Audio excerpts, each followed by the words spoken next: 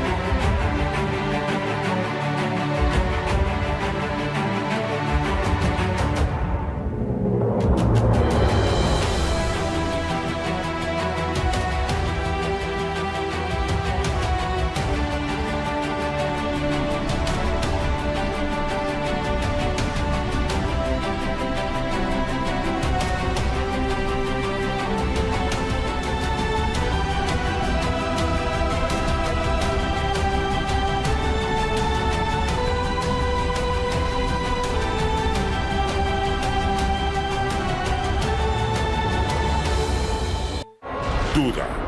Lo increíble es la verdad. ¿Qué tal, familia? ¿Cómo están? Mucho gusto en saludarles. Muchas gracias por recibirnos en lo más íntimo que ustedes puedan tener, que es su hogar, su bendito hogar. Muchas gracias, le agradecemos infinitamente. Le voy a también agradecer que ponga mucha atención en ese programa, porque este programa tiene cosas sensacionales. De hecho, tiene algunas cápsulas que su contenido son materiales históricos, son auténticos e históricos. Y vale la pena que lo vea con cuidado, póngase cómodo, acérquese, no sé, un té, un cafecito, y vamos a vernos juntos, vamos juntos a ver este desarrollo de esta información y de estas investigaciones. Créanme que algunas de ellas son extraordinarias.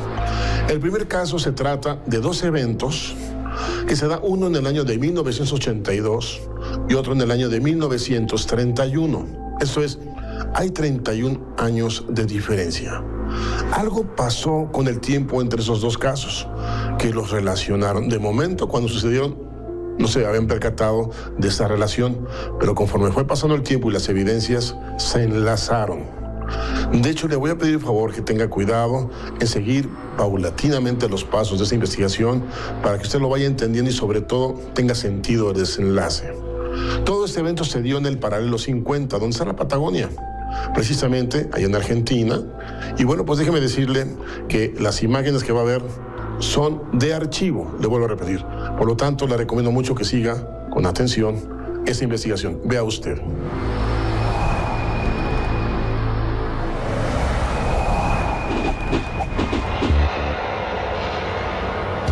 Permítame solicitarle que ponga mucha atención en este caso. Este caso es real y fue documentado por las fuerzas militares de Argentina y por los medios impresos en su época. Aquí estamos viendo imágenes de archivo reales de Buenos Aires, Argentina, del año 1950, año del Libertador General San Martín. También año cuando Juan Domingo Perón hace su primer acto de presencia como presidente de aquella bella nación. Este nuevo capítulo en Argentina, el Ministerio de Transporte de la Nación abre nuevas y abundantes obras de infraestructura en el país, entre ellas la construcción del ferrocarril industrial Eva Perón. Este nuevo y maravilloso proyecto construirá un tendido que unirá dos puertos importantes en Argentina: el puerto de Río Gallegos, frente al mar argentino, con el yacimiento carbonífero de Río Turbio, pegado a la cordillera de los Andes. En agosto de 1950, el buque de la Armada Nacional María Aguirre llega al sur con materiales y la mayoría del personal para desarrollar este tendido ferroviario. 3 meses después, se une al equipo de trabajo Lucio Salvatore, quien fungió como administrador de esta extraordinaria obra. Pero uno de los trabajos donde se destacó este personaje es el desarrollo de un meticuloso diario donde narra, con lujo de detalles, el desarrollo de esta obra, incluyendo los incidentes habidos dentro del campamento, logrando así un libro histórico que nunca publicó, llamado Camino de Acero en Patagonia Austral.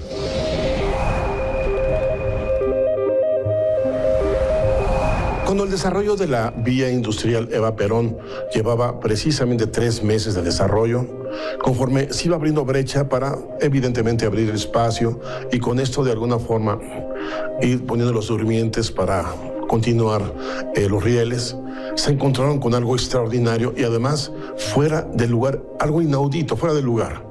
Esto es, hallaron el fuselaje de un avión de guerra, precisamente entre la maleza.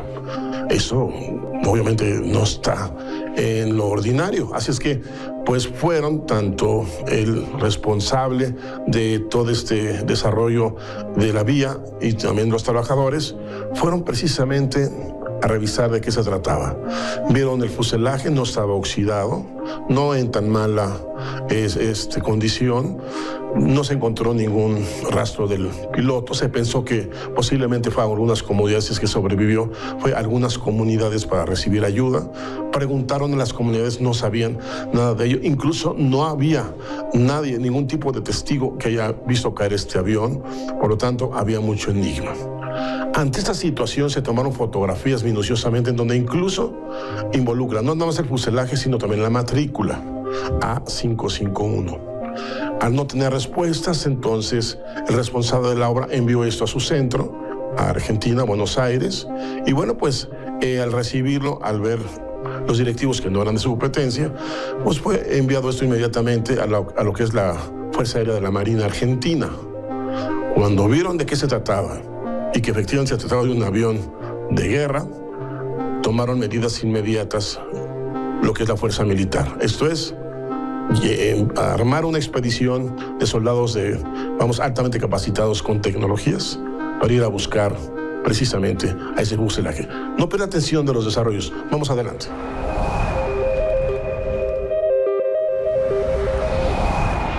De acuerdo con su diario, Salvatore narra que después de 3 meses de arduo trabajo en ir extendiendo las vías, el avance llegó a un lugar donde encontraron los restos de un avión militar que se había estrellado. Las condiciones de su estructura metálica aún no habían sido dañadas, por lo que dedujeron que no llevaba más de 1 mes de haberse estrellado. Si hubiera estado más tiempo, lugareños o caminantes excursionistas ya habían dado señales de los restos. No se halló en los alrededores a ni una persona de la tripulación, por lo que se asumió que seguramente fueron auxiliados por gente de la zona. Cuando Salvatore regresa al campamento, pone en antecedente del hallazgo al director del proyecto. Como consecuencia, el 1 de mayo, día del trabajo, Salvatore y su jefe parten a Bellavista con la finalidad de documentar el hallazgo. Al llegar, toman toda una serie de fotografías y además toman diferentes paneles del aparato donde puede leerse con claridad la matrícula del avión. Posteriormente, el material fue puesto a disposición del jefe del regimiento, número 24 de Infantería, en la misma ciudad de Gallegos. Como estaba previsto, el 24 de mayo se declara oficialmente inaugurado el ramal férreo industrial Eva Perón. A 20 días del descubrimiento de los restos de este avión, el ejército prepara una partida para ir en busca del avión siniestrado. De manera simultánea, el submarino Ara S-1 Santa Fe, enviado también a la zona de Ría Gallegos. Al parecer, los restos de este avión tienen que llegar con premura y mucha discreción a Buenos Aires.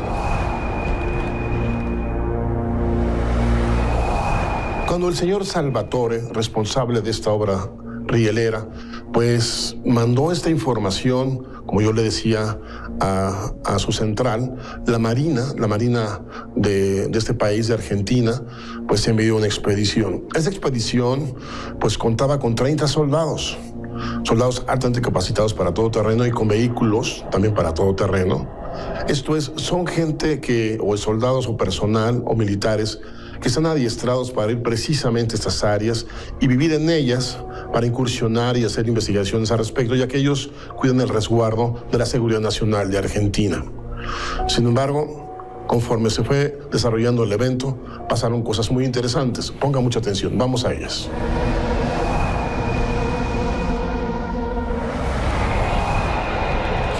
Al amanecer del 28 de mayo, media docena de camiones con 30 soldados cada uno parten de las instalaciones del Regimiento 24, 2 oficiales de la Fuerza Aérea llegados, especialmente desde el comando en jefe, integran el grupo.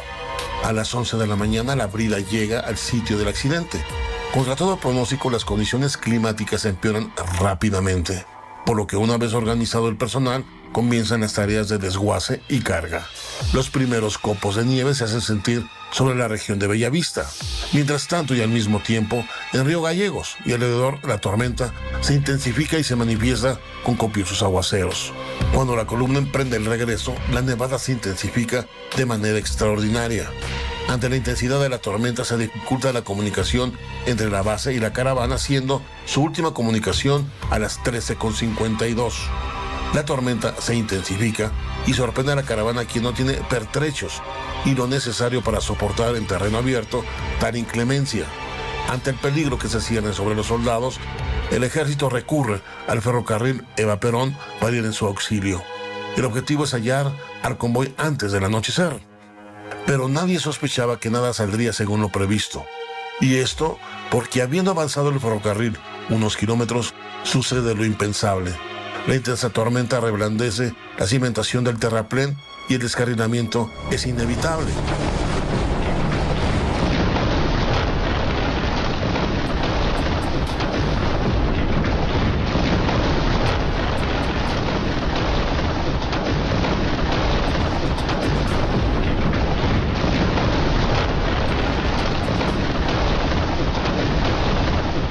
Con la línea destruida, ya nada podía hacerse ese día por la tropa varada.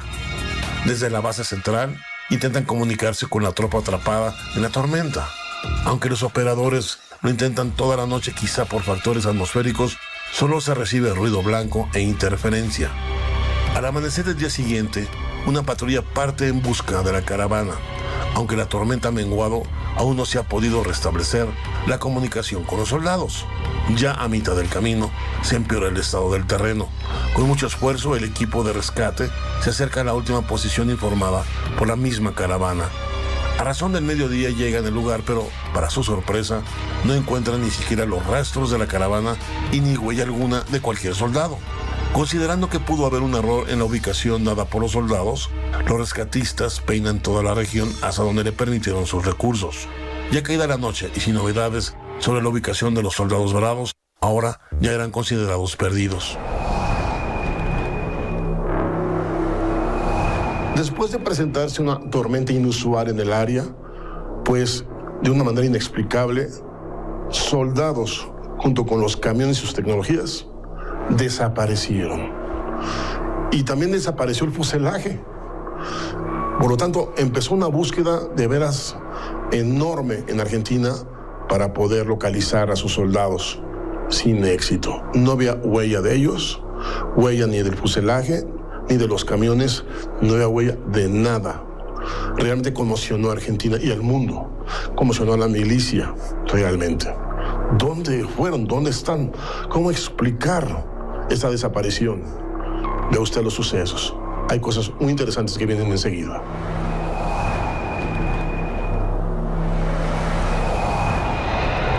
De inmediato, el ejército organiza la búsqueda sistemática de los soldados desaparecidos, destinando para ello todos los recursos del regimiento.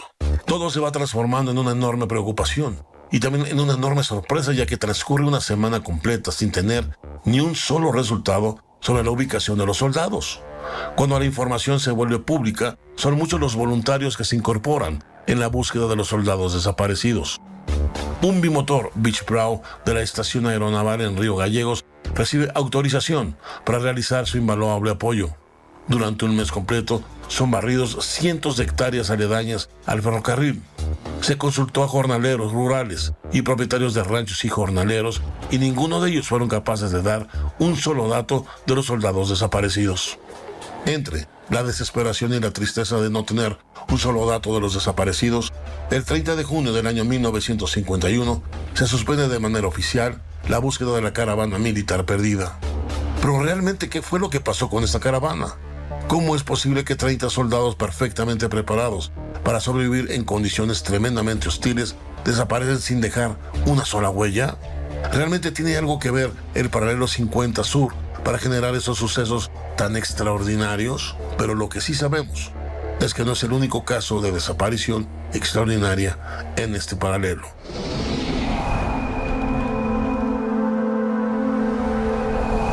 La milicia insistió en continuar la búsqueda del fuselaje. Y por más que buscaban junto con sus soldados, pasó el tiempo. Se buscó por aire, por tierra, por todos lados, y no se halló ninguna evidencia de dónde estaban sus soldados, ni sus camiones, ni el avión. Por lo tanto, esto se tornó verdaderamente en un enigma que no fue solucionado en su momento. Y quedó ahí en los archivos, documentado, como lo están viendo ustedes, con imágenes reales de archivo. Usted lo está viendo por sí mismo. Pero pasó el tiempo y vea usted lo que vino.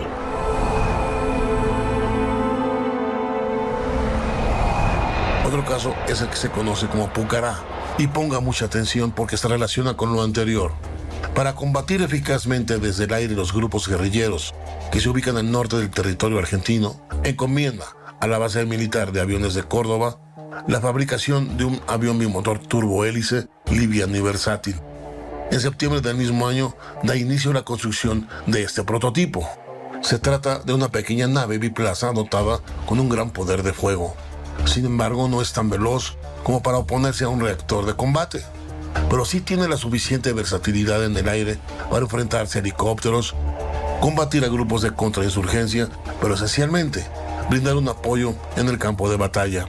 En agosto del año de 1969, el AX-2 realiza su primer vuelo cumpliendo de manera sobrada todas las expectativas que se esperaban de él. Para el año de 1976 se entregan las primeras unidades. El avión es bautizado como A-58 Pucará. Más adelante, en la tarde del 2 de abril del año 1982, se viene en la región la Guerra de las Malvinas, un conflicto entre Inglaterra y Argentina, quien reclama el territorio de esas islas. La guerra desatada solo deja en pie 4 A-58 Pucarás. Después de ser evaluados, solo uno de esos en condiciones operativas y fue puesto en un museo. Para el 13 de mayo de 1982, desde el austero aeropuerto de la localidad de Santa Juliana, en Gallegos, y debido a tener casi escasez de aviones, como consecuencia de la Guerra de las Malvinas, el teniente Fabio Rolands decide despegar en un Pucará. Los vuelos de reconocimiento aéreo a través del avión A-551 se han vuelto parte de su rutina. El teniente presta su servicio en la primera brigada aérea del Palomar, provincia de Buenos Aires, y es transferido a Santa Cruz, apenas tomadas las islas por fuerzas argentinas. A las 9:30 de una clara mañana de otoño, el teniente se dirige a una clara ribera del Atlántico. Ya sobre la costa y conforme al plan de vuelo, apunta su trayectoria hacia el sur, de acuerdo con las excelentes condiciones climáticas, y volando a 300 pies, la vista para vigilar las costas de la región es inmejorable. Ya se tenía conocimiento de alguna infiltración a territorio nacional por enemigos no identificados al norte de Santa Cruz. Cierto o no la historia, 2 submarinos son detectados en aguas cercanas a Caleta Olimpia. Por naturaleza, la costa de la Patagonia Austral es extensa y desértica. Hasta la desembocadura del río Santa Cruz, a 100 kilómetros de San Julián, el patrullaje se realiza sin novedad, solo barcos pesqueros y petroleros a la distancia. Ahora viajemos junto al piloto. Acompáñeme, por favor, en esa recreación. Vea usted, él está haciendo un vuelo de vigilancia sobre las costas de Argentina, precisamente sobre el paralelo 50. De repente, en su vuelo observa un punto luminoso blanco más abajo, cerca de las costas. Él reporta ante su torre de control, ante las autoridades, que está descubriendo este punto volando cerca de las costas. Le indican, le ordenen que, por efectos de vigilancia y seguridad, baje a investigar.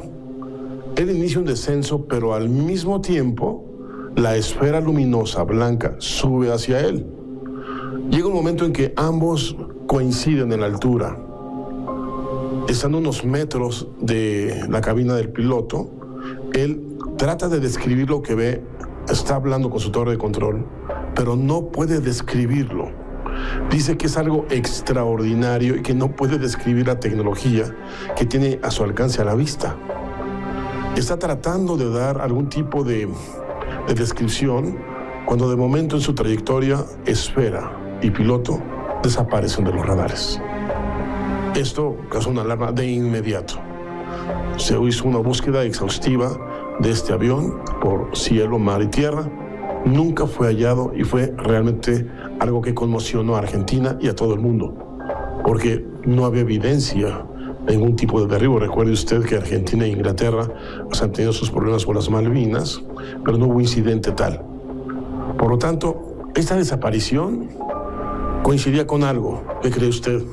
Con algo que también desapareció en 1931, ya que estamos hablando de las mismas fuerzas, la misma fuerza aérea de la naval argentina. Ellos tenían ese expediente. Así es que vamos a ver qué pasó.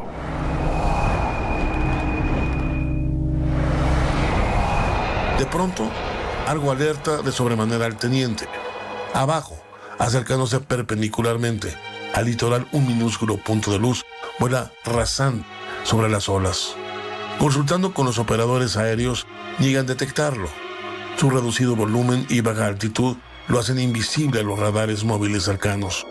Al enterarse, la torre de control autoriza al piloto a acercarse al objeto desconocido. De manera sorpresiva y sincronizada, ese objeto altera su trayectoria y se eleva para ponerse a la par con el avión militar. El pensar de momento que pudiera ser un objeto ofensivo lo descarta de manera inmediata, ya que al tenerlo solo a unos metros de su cabina, aprecia que se trata de un objeto luminoso con cualidades extraordinarias. Tras unos minutos a la expectativa, el insólito objeto luminoso comienza a ganar altura, pero el avión Pucará lo sigue y no le pierde el rastro. Súbitamente, como midiendo las actitudes de su perseguidor, el intruso estabiliza su altitud a los 3.000 pies. La situación prevaleció sin cambio un tiempo. Era evidente que ese objeto no era un producto de ningún fenómeno eléctrico ni magnético del medio ambiente, al fin demostrando una imposible capacidad de maniobra hacia la cola del avión y se dirige hacia tierra firme. Con la autorización del centro de control, la persecución continuará sobre el continente. A partir del cambio de curso y sin causa justificada, la comunicación con el A551 se torna cada vez más difícil. Pronto la voz del piloto llega a San Julián en forma de frases ininteligibles y además distorsionadas. Durante unos minutos se intenta sin éxito recuperar la comunicación. Entre tanto, el eco del biplaza desaparece del eco del radar. Supusieron los operadores que es posible que el avión se mueve por debajo del rango de detección. Por fin, el enlace de comunicación se restablece de manera muy precaria y aunque es pobre la calidad de la transmisión, basta para recibir un pequeño parte. Siempre al sudoeste, la persistencia del piloto en seguir y desenmascarar al objeto ahora lo sigue a unos metros de diferencia del suelo. Después de unos instantes, la comunicación con el piloto y la torre de control se pierden absolutamente. Sin comunicaciones y no habiendo retornado a la base dentro de un plazo razonable, el A551 es declarado en emergencia a primeras horas de la tarde. De acuerdo con su última ubicación, el A551 se hallaba a tan solo 130 kilómetros de Río Gallegos. Por su desaparición repentina se alistaron 2 helicópteros Bell. Intentarán ubicar al piloto y su avión antes de las 18 horas, hora prevista para el ocultamiento del sol. Aunque se cuenta con información precisa dónde iniciar la búsqueda y la capacidad de combustible para los helicópteros, hace limitar el alcance de cobertura, ya que se estima que la nave podría estar en un radio de 1.000 kilómetros. Casi al anochecer, los helicópteros regresan a su base sin pista alguna. Inmediatamente empiezan a coordinarse las tareas de salvamento y sumarán recursos y refuerzos de las bases de Comodoro, de San Julián, Río Gallegos y Río Grande. Debido a la naturaleza del rescate, gran parte de esta labor cae en el escuadrón Ave Fénix. También se sumaron grupos de naves de particulares, pero coordinadas por la Fuerza Aérea. De manera sistemática se busca por mar y tierra sin tener éxito. Los días pasan y pasan en busca del piloto perdido sin tener algún logro. Miles y miles de kilómetros cuadrados son cubiertos con todos los dispositivos de rescate. No hay rastro del avión sobre el continente y tampoco lo hay en el mismo mar. El 14 de junio de 1982 finaliza la Guerra de las Malvinas. Simultáneamente, 4 semanas después, se suspende todo tipo de búsqueda del teniente y pasa a ser oficialmente desaparecido y dado de baja del ejército.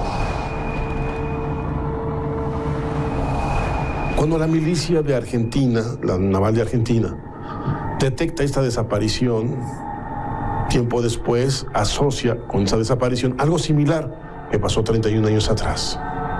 Entonces se empiezan a inspeccionar archivos, se abren, se sacan las imágenes, fotografías y se llevan una sorpresa extraordinaria. El fuselaje fotografiado en el 31 tiene la matrícula y es el mismo avión que desapareció en 1982. El archivo, las imágenes hacen incuestionable, incontrovertible la autenticidad de este fenómeno. No cabe duda. Viajar, pasar por el tiempo es auténtico, no es ficción. Es una probabilidad real, ya sea que se dé de manera natural por agentes que desconocemos o por tecnologías que están cerca de nosotros, que aún no entendemos, que de alguna forma está pasando esto que es extraordinario. Vamos con lo siguiente.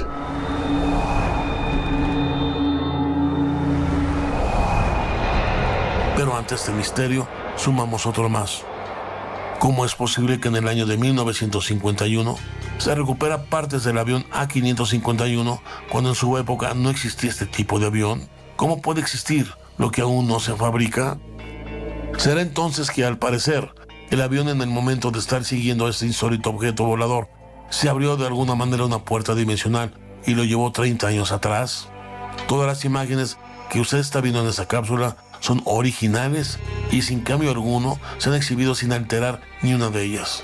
Usted puede ver la fotografía real de 1951 mostrando la matrícula del avión que se perdió en el año de 1982. Simple y sencillamente extraordinario.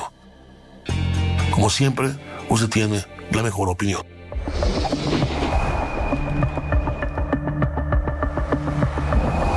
Nos queda claro que aunque la ciencia aún no puede lograr este gran fenómeno de moverse en el tiempo, la ciencia abre las posibilidades ya que es probable serlo. El tiempo no solamente es matemática, también involucra la física y el espacio mismo. Por lo tanto, hay una física más avanzada, y la hay sin duda, que no podemos y no conocemos en ese momento. Esto es, no porque la ciencia en ese momento no lo pueda lograr o explicar con claridad, no quiere decir que no existe y que no sea posible. Claro que lo es. Por lo tanto, queda muy bien definido que la realidad nos dice que moverse en el tiempo es posible, es auténtico, y aquí está la evidencia, porque todo lo que ustedes vieron es real, archivos reales, imágenes reales de archivo que no, son incuestionables. Así es que la evidencia aquí queda. Solo me resta preguntarle, ¿usted qué opina?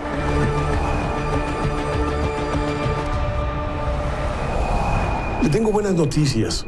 Le tenemos ya para usted, cerca de usted y su familia, Live y otros productos adicionales como Alfa y Omega, por ejemplo, que atacan y benefician la condición de la salud de sus neuronas. Live le permite tener una mejor condición y cuidado vascular en todos sus tejidos, órganos en general. Además va a producir mayor cantidad de células madre. Tómalo en cuenta. Eso no cualquiera lo hace. Ningún producto no es tan fácil.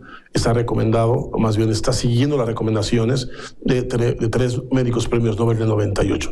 Puntualmente lo está haciendo. Vea usted. Live sigue las recomendaciones del Dr. Ferid Murad y el Dr. Luis Gotegnarro, premios Nobel en Medicina en 1998, quienes recomiendan ampliamente incorporar en su nutrición los aminoácidos. Live cuenta con un alto espectro de nutrientes basados en vitaminas, minerales, ácidos grasos y aminoácidos que nos ayudan. No existe otro Live, solo existe este Live. ¿Por qué? Porque Live es Live para complementar su nutrición.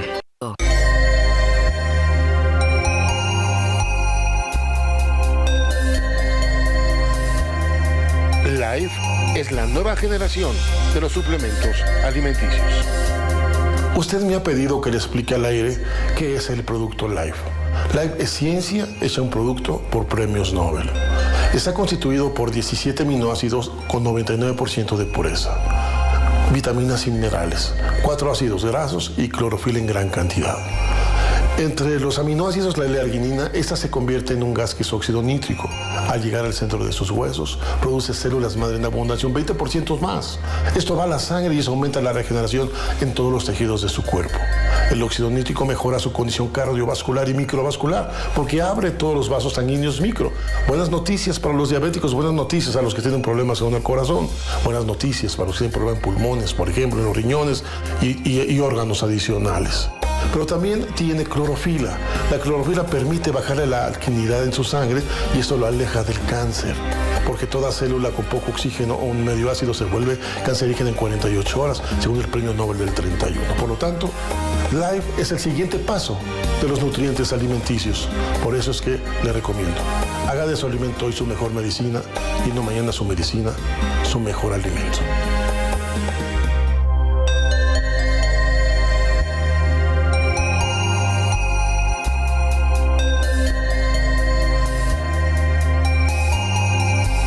Life es la nueva generación de los suplementos alimenticios.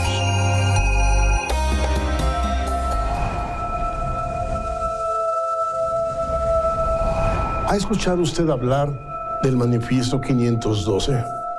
Déjeme le comento, es realmente un manifiesto que nos da a conocer una ciudad extraordinaria en medio del Amazonas.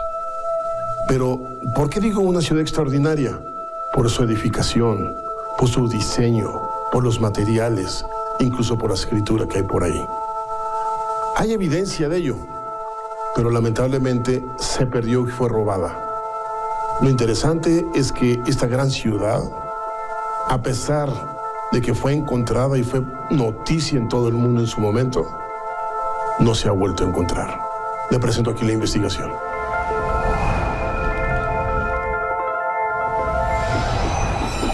El manifiesto 512 brasileño se ha convertido al día de hoy en un enorme misterio arqueológico. Ve usted por qué. Actualmente ese documento es resguardado como un tesoro en la Biblioteca Nacional de Río de Janeiro y su acceso está severamente restringido. En él se relata el hallazgo de una enorme ciudad oculta, muy antigua y sin habitantes, descubierta en el año de 1753 por un grupo de exploradores portugueses quienes buscaban las minas de Muribeca, según narra el mismo manuscrito. Pero contrario a lo que buscaban, lo que hallaron fue una esplendorosa ciudad en medio del Amazonas. En ella encontraron una avenida principal coronada con un pórtico de 3 arcos estilo romano. Sobre el arco principal había inscrito una serie de raros símbolos. Describen en ella una arquitectura completamente desconocida. En ella se ubica una plaza central, contaba con una columna negra de gran tamaño coronada por una estatua cuyo brazo apuntaba hacia el norte. Debajo del pórtico central se hallaba un bajo relieve donde destacaba la imagen de un joven semidesnudo con una corona de laurel. Cita el documento que la ciudad contaba con varias construcciones de importancia y la presencia de un palacio donde seguramente vivía el rey. También da testimonio de enormes templos que contenían infinidad de cruces y coronas. Como usted viene escuchando y viendo, es una ciudad maravillosa, extraordinaria. Su edificación, su diseño, tiene algún tipo de relación romana. La presencia de cruces, por ejemplo. Su escritura, vaya enigma. Pero cruces, simbolismos cristianos, católicos, en una época tan antigua, en un lugar del mundo donde no había conexión con la otra parte del mundo. Qué extraño, ¿no le parece? Pero hay otro enigma más. Lo invito para que lo vea usted.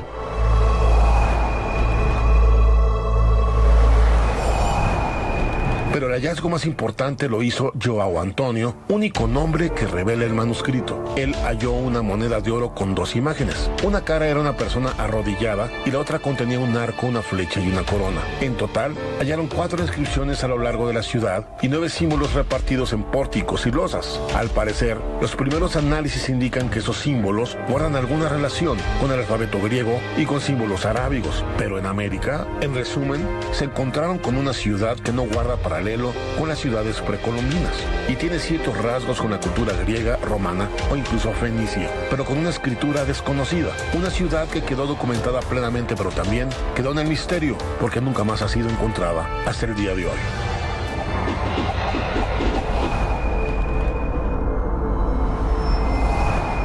¿Qué le parece? Realmente algo extraordinario.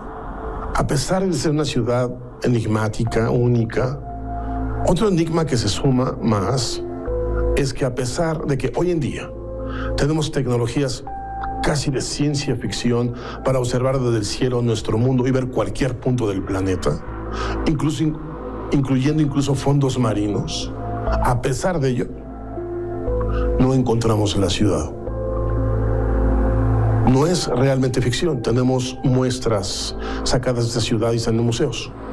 ¿Dónde está la ciudad? ¿Qué pasó con ella? No cabe duda, nuestro mundo está lleno de misterios y enigmas, pero Duda seguirá investigando este tema.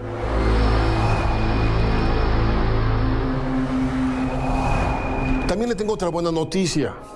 ¿Sabe usted que nuestros amigos que logran esta hipnoterapia o estas hipnoterapias hacen cosas verdaderamente fantásticas?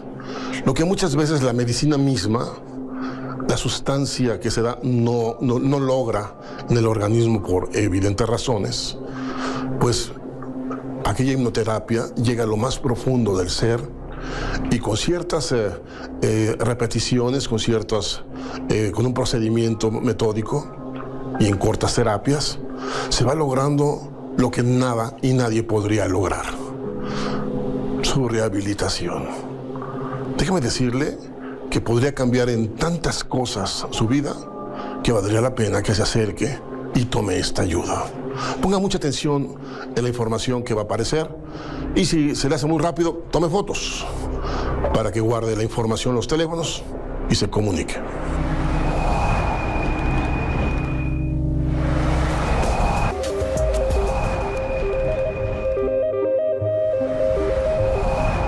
Seguramente usted ha escuchado sobre este triángulo enigmático en el mundo, muy conocido, muy famoso, el Triángulo de las Bermudas, también llamado Triángulo de la Muerte o Triángulo Fatídico, donde aviones, barcos, submarinos, incluso lanchas han desaparecido por completo.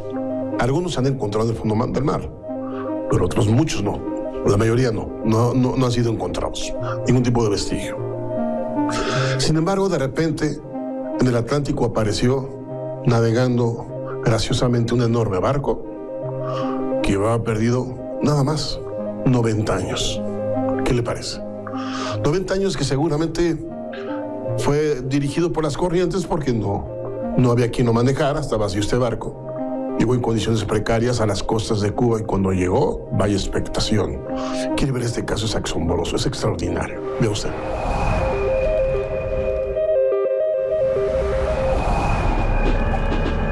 Todos hemos escuchado de esta zona. En él han desaparecido aviones, barcos, lanchas, incluso submarinos y escuadrones completos. Pero seamos claros y sensatos. En alguna de esas desapariciones se han localizado restos de estos navíos en el fondo del mar. Pero más del 90% de desapariciones siguen siendo un misterio y no se ha hallado resto alguno de ellos. Y la siguiente pregunta tiene más sentido. ¿Lo que desapareció volverá a aparecer? La pregunta es planteada porque precisamente un navío de gran escala que desapareció en ese triángulo fatídico reapareció después de 90 años. ¿Cómo es posible esto? Transcurrían las horas de la mañana del 15 de mayo del año 2015, cuando los guardacostas de Cuba detectaron un gran navío que se dirigía inexorablemente hacia sus costas. La nave detectada es el SS Cotobaski, una nave que desapareció en diciembre del año 1925. Al comprobar físicamente el hallazgo y de qué navío se trataba, el 16 de mayo del año 2015, la noticia voló por todo el mundo y se le asoció al místico lugar de donde desapareció, al fatídico Triángulo de las Bermudas. El barco apareció en los mares del Atlántico, al oeste de La Habana, en un lugar prohibido a la navegación. Al ser hallado, el barco navegaba totalmente a la deriva sin ningún tipo de control. Después de arduos intentos de comunicación sin tener respuesta, 3 lanchas militares de seguridad costera salieron para interceptarlo. Al acercarse al navío, los soldados se quedaron sorprendidos al ver que se trataba de un barco viejo y totalmente destruido. Al abordarlo, no se encontró a ningún tripulante y todo a bordo mostraba huellas de un total abandono por décadas. Solo se ubicó el diario del capitán, que no proporciona ni una pista ni información sobre lo que realmente sucedió. En el año 2018, el vicepresidente del Consejo de Ministros de Cuba, el general Abelardo Colomé, instruyó a su ejército que acelerara las investigaciones sobre este hecho del barco rescatado. Sin embargo, a pesar de que contamos hoy con tecnologías casi de sueño, no hemos podido dar y ni siquiera acercarnos a una explicación probable del porqué de su desaparición y aún más de su regreso. Tus ojos podrán sufrir de lo invisible, pero para los ojos del corazón no hay invisibles, secretos ni misterios, porque Él no sufre de sombras, porque no hay corazón que no haya sido creado en la luz.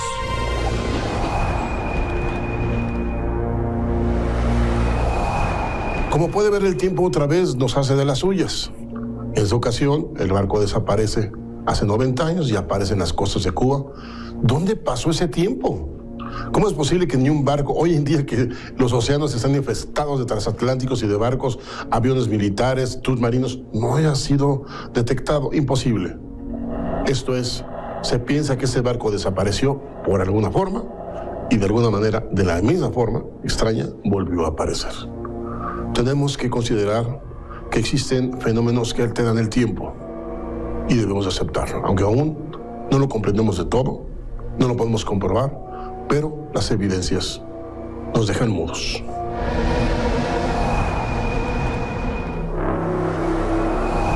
¿Se ha preguntado usted cómo funciona el núcleo de nuestro mundo, del planeta Tierra?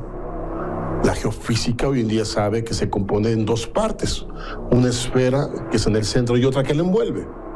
Cuando se mueven entre ellas, se mueven en diferente velocidad creando fricción. La fricción genera electricidad. La electricidad corre por los cristales del manto terrestre, que por lo menos tiene 2.500 kilómetros de diámetro.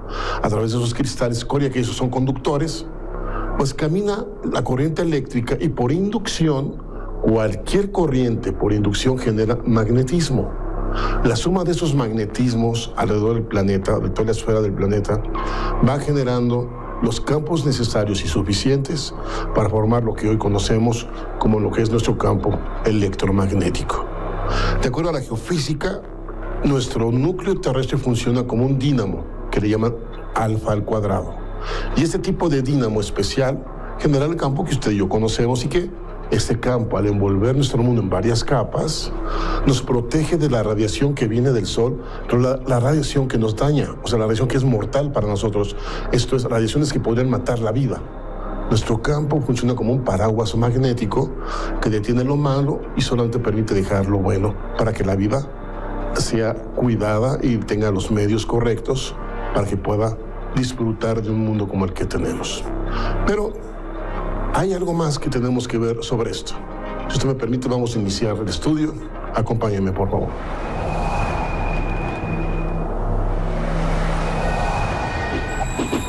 Desde que tenemos conciencia de que nuestro mundo gira debajo de nuestros pies, nos inquieta cómo es el centro de la Tierra y sobre todo, cómo se comporta. Ya desde 1875, el maravilloso escritor Julio Verne, el padre de la ciencia ficción, exploraba intelectualmente ese tema en su viaje al centro de la Tierra. Julio Verne abrió esta búsqueda mezclando la ciencia geológica de su tiempo con la imaginación, llegando a conclusiones realmente asombrosas. Hoy la ciencia, al estudiar sus capas geológicas, como sus gases volcánicos y los movimientos sísmicos, le ha permitido descubrir cómo se comporta y de qué se compone el núcleo terrestre. El centro de la Tierra es una enorme bola de hierro llamada núcleo interno. Un núcleo externo de hierro fundido gira alrededor de él. A continuación está el manto, una capa de roca fundida de 2.900 kilómetros de espesor que se desplaza lentamente por debajo de los continentes, dando origen a los sismos. El movimiento de los dos núcleos se desarrolla a diferentes velocidades. El núcleo interno gira más rápido que el externo. La fricción produce una enorme cantidad de corrientes eléctricas y un calor extremo, a tal nivel que funde el núcleo de la Tierra a 5.000 grados centígrados, la misma temperatura que hay en la superficie del Sol. Las cargas eléctricas se desplazan por los cristales de roca del manto. Esa corriente induce la formación del campo magnético de la Tierra, que nos envuelve y nos protege de la radiación que mata del Sol. Cuando el núcleo cambia su velocidad, como sucede en ese momento, y se vuelve asíncrono con respecto al movimiento del manto terrestre, crea anomalías y cambios en el campo magnético planetario. Estas anomalías debilitan la intensidad del campo o, en su caso, motiva una inversión de polos magnéticos en el mundo. De acuerdo a los geofísicos, el campo magnético de la Tierra ha bajado su intensidad en un 5% en los últimos 150 años. Esto nos habla que en el núcleo terrestre algo está sucediendo. Investigaciones recientes hechas por el Dr. Herbert Larsick del Colegio ANU de Ciencias Físicas y Matemáticas revelaron que el centro de la Tierra giró más rápido en la década de los 70s y los 90s, pero en los 80s fue notoriamente más lento. Estas anomalías coinciden con la debilidad paulatina en la intensidad del campo magnético de la Tierra, así como un corrimiento inusual de su eje magnético. Este movimiento del eje, que a la fecha rebasa los 2.000 kilómetros de desviación, sugiere seriamente que el planeta se prepara magnéticamente para invertir la polaridad de sus polos, volviendo el norte-sur y el sur-norte. No sabemos hasta dónde se debilitará este campo en este proceso. Las consecuencias podrían ser tales que ni el mismo Julio Verne pudo narrarlas en sus proféticas obras.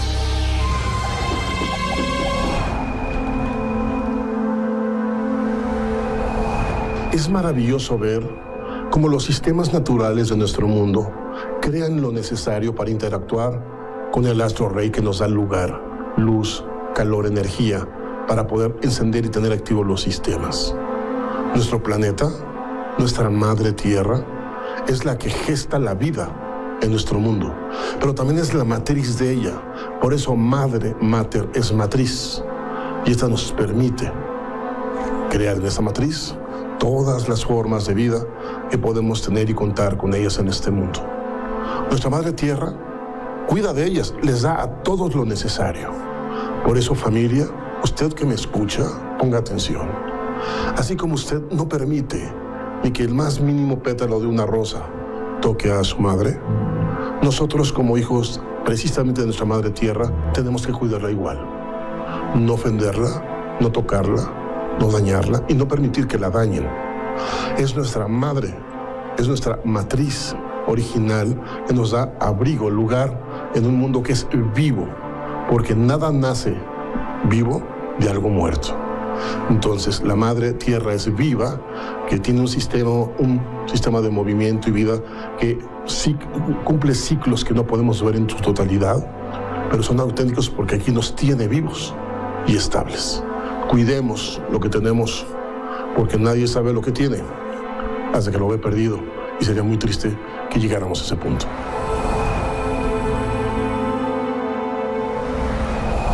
Las ciencias de la salud, las ciencias médicas, han logrado establecer condiciones para lograr una salud con niveles extraordinarios. Uno de ellos es precisamente el LIFE. LIFE se basa precisamente en la recomendación que hacen los premios Nobel para tener un sistema vascular sano y, por supuesto, tener mayor cantidad de células madre. LIFE es un precursor de óxido nítrico en el organismo y de células madre multipotenciales. Se lo recomiendo mucho.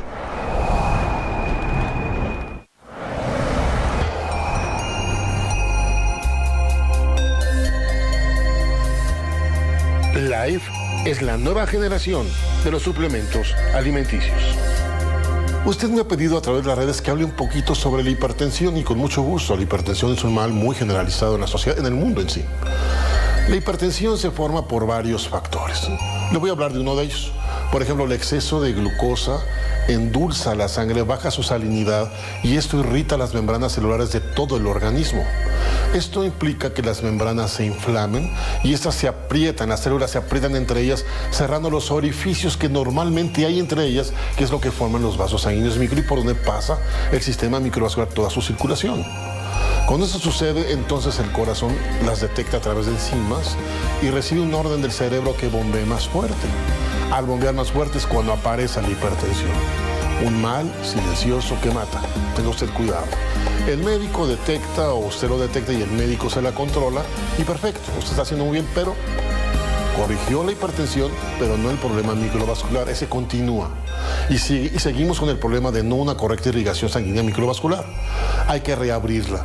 Si la sangre no pasa correctamente, hay insuficiencia de oxígeno y nutrientes y los tejidos en general se debilitan e incluso mueren por la insuficiencia de oxígeno. LIFE genera el óxido nítrico adecuado para que llegue a los vasos sanguíneos micro y los abre. Al abrirlos permite la circulación nuevamente microvascular y regresa la vida misma a los tejidos. Y recuerde muy bien, LIFE es uno de los mejores suplementos que hay hoy por hoy. Lo avalan firmas de premio Nobel, créame. Así es que tanto las firmas de los que fueron premiados por el Nobel de 98 como el mismo registro de COFEPRIS avalan su autenticidad. Solamente recuerde, LIFE es el nombre de este maravilloso producto. Y para muestra un botón, le presento los comentarios de un paciente que quiso por su voluntad propia darnos su testimonio. Soy María Elena Méndez, tengo 63 años, soy diabética e hipertensa. Desde que tomo el producto LIFE me ha ayudado al control de lípidos, azúcar en sangre y para la circulación. Es por eso que me atrevo a recomendarlo. Y recuerde usted muy bien, no se le olvide, haga su alimento de hoy su medicina y no que mañana la medicina sea su único alimento.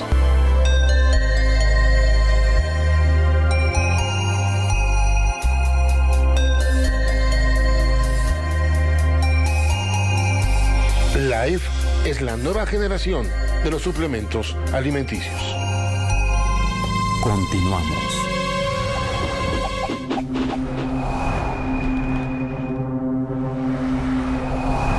¿Sabe usted? La ciencia ha hecho un estudio muy interesante sobre la genética de un ser extraordinario, el pulpo. ¿Qué le parece? Un cefalópodo. Lo que pasa es que cuando usted estudia el ADN del pulpo, nos supera a los humanos en todo. Créame, en todo nos supera, y por mucho. ¿Se ha pensado si el ADN del pulpo es extraterrestre? Porque no hay nada que se compare en este mundo. Y sin embargo, aún así, la madre tierra le da lugar y le da lo necesario. Pero ¿sabe usted que si el hombre con su actividad mezquina se autodestruye, o sea, continúa con su torpeza y su locura del significado torpe de lo que es el poder y que no sirve para nada, y destruye a la humanidad, la especie que tome el lugar de los humanos, según la ciencia, es el pulpo? ¿Cómo la ve usted? Vamos a ver sus enigmas, que son muy interesantes. Ponga mucha atención.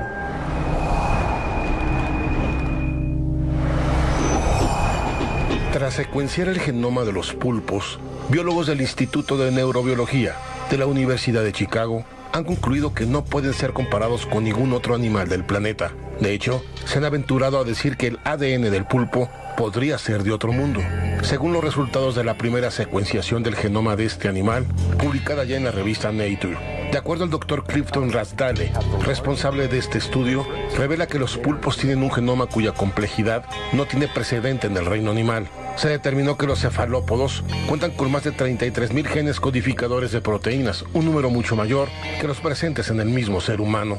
El pulpo parece ser completamente diferente a todos los demás animales, incluso a los otros moluscos, con sus 8 brazos prensibles, su gran cerebro y sus ingeniosas capacidades de resolución de problemas. El difunto zoólogo británico Martin Wells decía que el pulpo es un extraterrestre. En ese sentido, entonces aseguraba nuestro artículo describe el primer genoma secuenciado de un extraterrestre.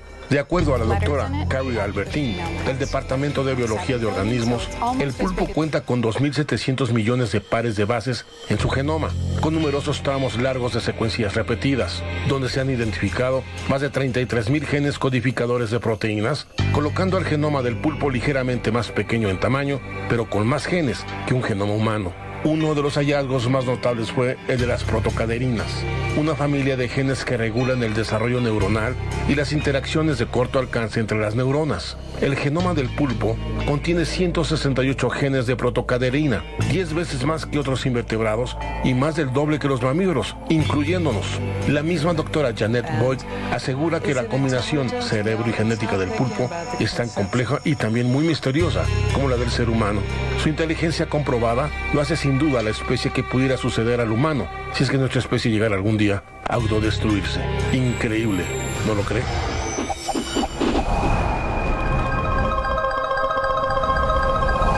Muchas gracias, familia, por su atención y permitirnos entrar ahí en sus hogares. Son ustedes muy amables. Espero que este programa le haya agradado. Fue escogido especialmente por ustedes y también por sus comentarios y sus consejos. Así es que ahí está, y es la respuesta.